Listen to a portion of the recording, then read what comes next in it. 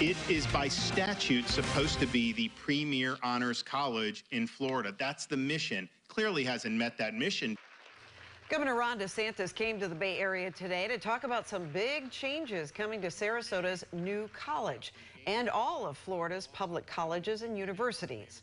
A rally followed this afternoon filled with students and others who want the governor to back off his plans to change the direction of that school. The College Board of Trustees met for the first time today since the new additions and after learning that the school's president planned to step down. 8 on Your Side investigator Masa Saidi joining us now live in Sarasota with that story.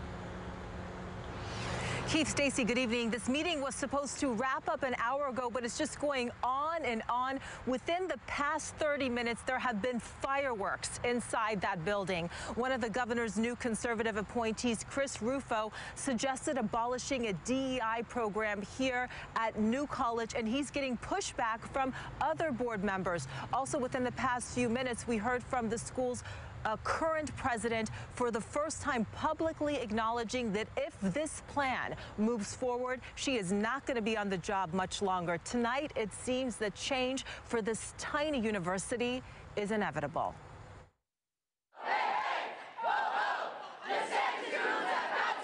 More than 100 protesters gathered at Sarasota's New College Tuesday, just hours before the state school's new, more conservative board of trustees met for the first time. 13 members in total, 6 handpicked by Governor Ron DeSantis. Students at the small, historically progressive school vowing to fight what they call a hostile takeover. New College of Florida is one of the top 5 liberal arts colleges in the country. DeSantis wants to be president, and he thinks destroying New College will get him there. Big changes likely coming to the small school. 8 on Your Side, the first to report, the new board expects the school's current president, Patricia Oker, to step down. Taking her place, Florida's former education commissioner, Richard Corcoran, a strong DeSantis ally. We want the institution to succeed.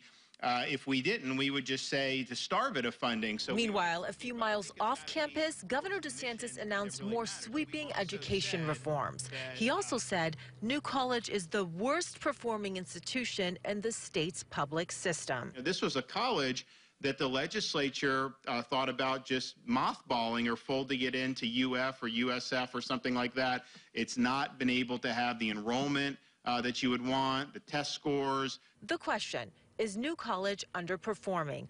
On its website, it says this year it was ranked number 5 best public liberal arts college by U.S. News and World Report. Could you explain how it's underperforming if it was ranked? Masha, with respect, there aren't very many publicly funded liberal arts colleges. I mean, that's just a reality. Most of them are private. We contacted U.S. News and World Report to ask about the ranking. We learned New College is ranked number 5, not in the entire country, but of just 18 schools in that category.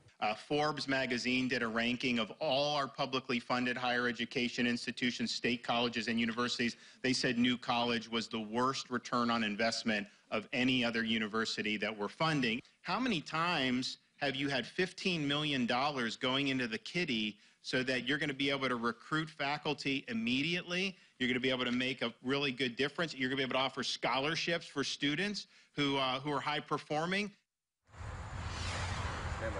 So breaking news within the past 30 seconds. Our Jack Royer is inside listening to every minute of this board meeting, and I'm told that the Board of Trustees just voted to terminate the current president, again happening within the past 30 seconds. And that U.S. World News report said the school is 5 out of 18 in that category. On the Forbes list, you heard Governor DeSantis talk about it, this school is ranked 405, and that is lower than any other state college or university. So this is a beloved school. This is a school that is very special to so many students, but it's not doing incredibly well in the rankings. Keith? And what other reforms did the governor announce today during this news conference?